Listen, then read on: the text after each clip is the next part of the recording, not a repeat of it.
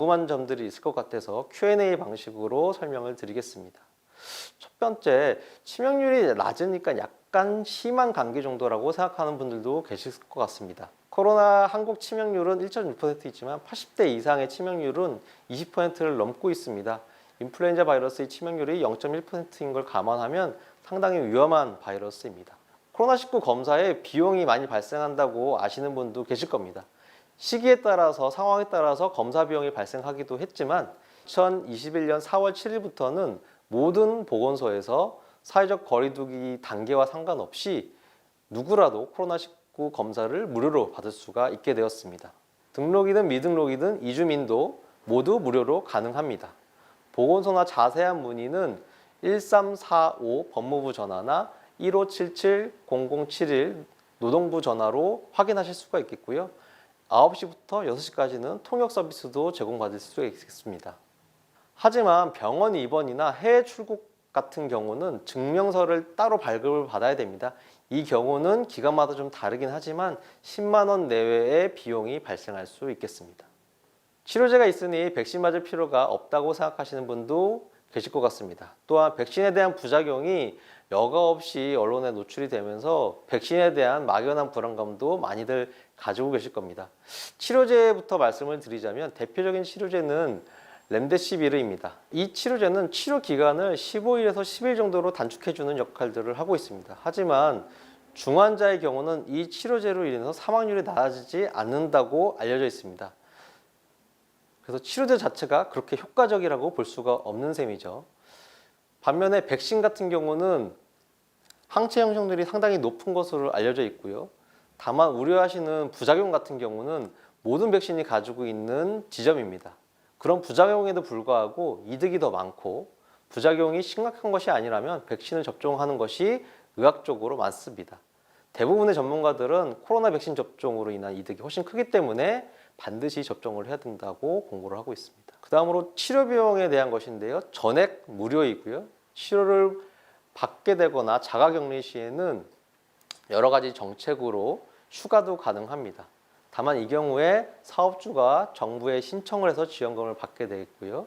직장을 다니지 않으면서 자가격리를 하시는 경우에는 생활지원금도 정부에서 지원을 하고 있습니다. 생활치료센터에 많이들 가셔서 치료를 받게 되시는데요. 이 생활치료센터는 사진에서 보시는 것 같이 2인 1실이나 2인 1실 그리고 화장실을 겸비하고 있습니다.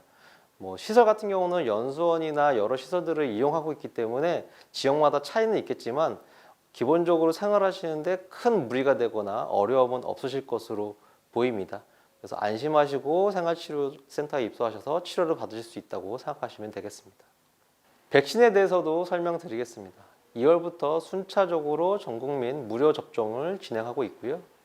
백신 접종 대상은 건강보험 미가입자도 포함을 하고 있습니다. 질환이 없는 19세에서 64세 일반인은 7월 이후부터 사전 예약을 통해서 가능하고 시기별 대상자 안내가 있으면 예약해서 접종하시면 되겠습니다. 하지만 백신 선택은 불가능합니다.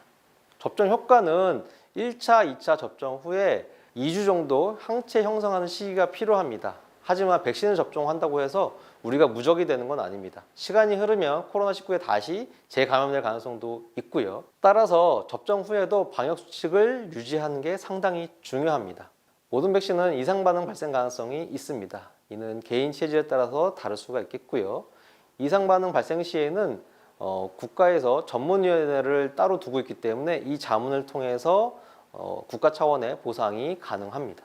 또한 중요한 것이 전 국민이 접종 대상이라 이주민도 접종이 가능하다는 것입니다. 다만 미등록 등 외국인 등록번호가 없는 경우에는 예방접종 시행비라고 하는 행위료가 지급이 어렵습니다. 그래서 이 경우는 일반 병원이 아니고 보건소에 방문하시면 이 비용들이 처리가 될 수 있겠습니다. 다만 여행으로 90일 미만으로 단기 체류하시는 외국인들은 접종 대상에서 제외가 됩니다. 사업장 코로나19 집단 감염 사례를 살펴보겠습니다.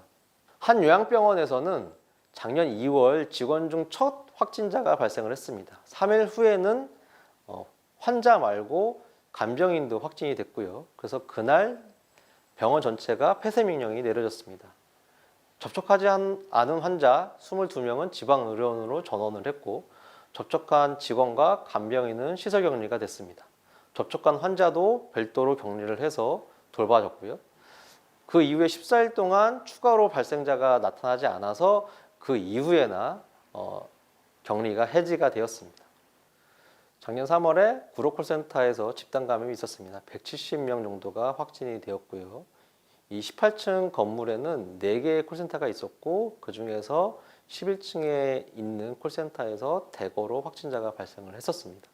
이 빌딩에 근무하거나 거주하는 분들 총 98명이 확진이 됐고 이분들과 접촉한 외부 사람들이 72명이 확진이 되었습니다. 그림은 11층 콜센터의 모습이고요. 파란색 자리가 확진자가 표시된 모습입니다.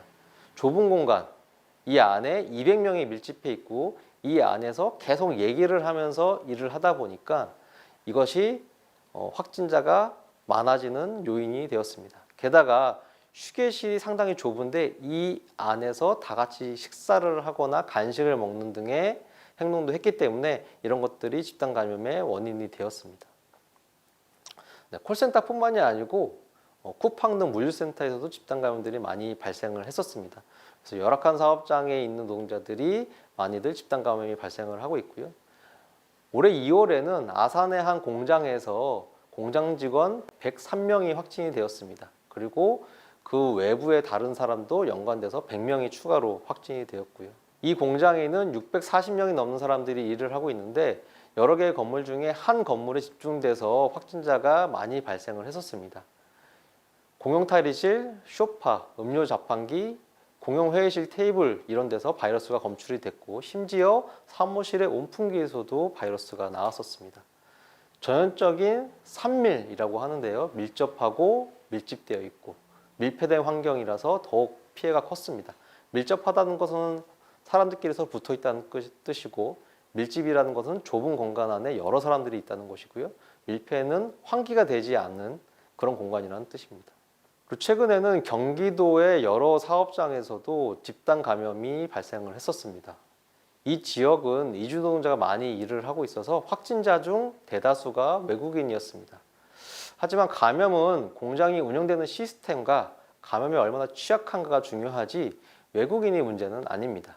방역당국이나 지자체도 이 점을 알면서도 이주노동자에 대한 전수조사를 진행을 했었습니다. 사실 이주노동자의 열악한 기숙사와 주거시설이 핵심 문제입니다. 사업주가 제공한 이 공간에 감염이 취약한 것이지 이주노동자 자체가 감염 원인은 결코 아닙니다. 사업장은 산밀 환경에 대한 개선이 필요합니다. 감염병에 대한 관리자를 두어서 작업장 내부와 마스크 착용을 점검하고 휴게 시간에 휴게실, 식당에서의 식사 시, 집단 기숙생활까지 전반에 대한 조치와 개선이 같이 병행돼야 됩니다. 코로나19 예방을 위한 사업주의 의무를 설명드리겠습니다. 산업안전보건법에서는 감염병 예방을 위해서 사업주가 지켜야 될 내용들을 명시하고 있습니다. 병원체에 의한 건강장애를 예방하기 위해서 보건조치를 하는 것이 사업주의 의무입니다. 또한 감염자가 발생을 하면 이 사람에게 일하는 것을 금지하거나 제한해야 하고 건강을 회복했을 때는 지체 없이 이 사람을 근로할 수 있도록 명시하고 있습니다. 사업장 내 방역 체계를 구축하고 노동자들을 안내, 교육하는 것도 사업주의 의무입니다. 증상자는 출근하지 않고 경과 관찰을 하게 하고 시간을 나누어 출퇴근하는 것이 중요합니다. 작업 공간의 밀집도를 낮추고 주기적으로 소독과 환기하는 것도 사업주가 해야 될 의무입니다. 사업장 내에서 확진자가 발생하는 경우에는 출근 전이라면 출근하지 않고 1339 보건당국에 전화를 해야 합니다. 또한 증상 발생 3일 전에 사업장에서 노무를 제공한 사람이나 방문한 사람에게도 확진자가 발생했다는 것을 알려주는 게 중요하겠습니다. 보건당국이 오기 전까지는 확진자는 홀로 한 공간으로 분리를 하고 이 분과 밀접하게 접촉한 사람들도 별도의 공간에 분리를 해야 됩니다. 그리고 그 외 직원들도 아예 다른 공간에 분리를 시켜야 되고요. 그래서 이 직원들이 서로 섞이지 않게 하는 게 중요하고 증상 유무나 코로나 검사 결과를 가지고 임의로 이 사람들을 섞거나 하는 것들은 절대 금물입니다. 보건당국이 도착하기 전까지는 이 분리를 유지하고 도착 이후에는 보건당국의 명령에 따라서 진행하시면 되겠습니다. 확진자가 다시 일을 할 수 있는 조건에 대해서 좀 말씀드리겠습니다. 무증상 확진자의 격리 해제 기준은 임상 경과 기반과 검사 기반 두 가지입니다.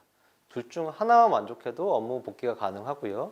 임상 경과 기반은 무증상일 경우 확진일로부터 10일이 지나기만 하면 해제가 가능합니다.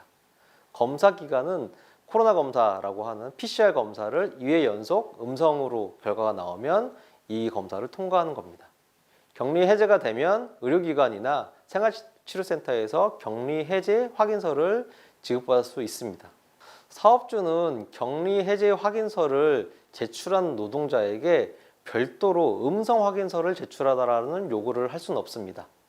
둘 중에 하나만 만족하면 되는 것이기 때문에 반드시 음성 확인서가 제출될 필요는 없고요. 격리 해제 확인서만 있으면 됩니다. 그리고 이 경우에 유급병가는 가능하지만 무급병가를 강제하게 되면 휴업수당을 지불해야 합니다. 사업주는 복귀한 노동자에 대해서 불이익을 금지하고 정상적으로 업무를 수행할 수 있도록 조력해야 됩니다. 인사상 불이익이 있거나 퇴사를 강요하거나 따돌림 같은 경우가 발생을 하면 이는 근기법 위반 사항입니다. 심리 지원들도 정신건강센터나 근로자건강센터가 지원을 하고 있기 때문에 적극적으로 안내해서 심리 치유를 받을 수 있도록 조력해야 합니다.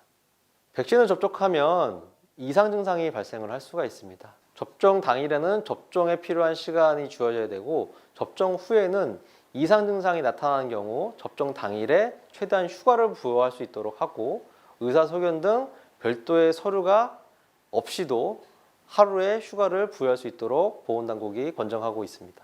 소독에 대해서 말씀드리겠습니다. 소독은 뿌리는 방식은 절대 권장드리지 않고요. 닦는 방식을 취하셔야 됩니다. 소독제는 우리가 흔히 알고 있는 락스를 사용하시면 되고요. 물 500ml에 락스 10ml를 섞어서 그것을 걸레로 우리가 자주 사용하는 부분을 닦아주시면 됩니다. 바닥 같은 경우도 절대 뿌리지 마시고요. 대걸레로 아까 말씀드린 소독제를 이용해서 바닥을 닦으면 충분하겠습니다. 네, 신종감염병이 유행을 하고 있고 예전에 발생했던 신종감염병도 재유행을 반복하고 있습니다. 코로나19를 잘 넘기는 것도 중요하지만 이 위기를 넘겼다고 끝이 아니란 얘기입니다. 유사한 감염병 유행으로 언제든지 우리는 위기에 봉착할 수 있겠습니다. 따라서 감염병의 토착화와 신종 감염병에 대한 대응 체계를 사업장에서도 마련하는 것이 필요합니다. 우리는 코로나19가 집단 감염을 일으킬 수 있고 사업장에 상당히 위험할 수 있다는 것들을 확인을 했습니다. 사업장 내 시설에 대한 보안과 체계 개선이 필요하고 사업장 내 열악한 기숙사 시설에 대해서도 개선이 필요합니다.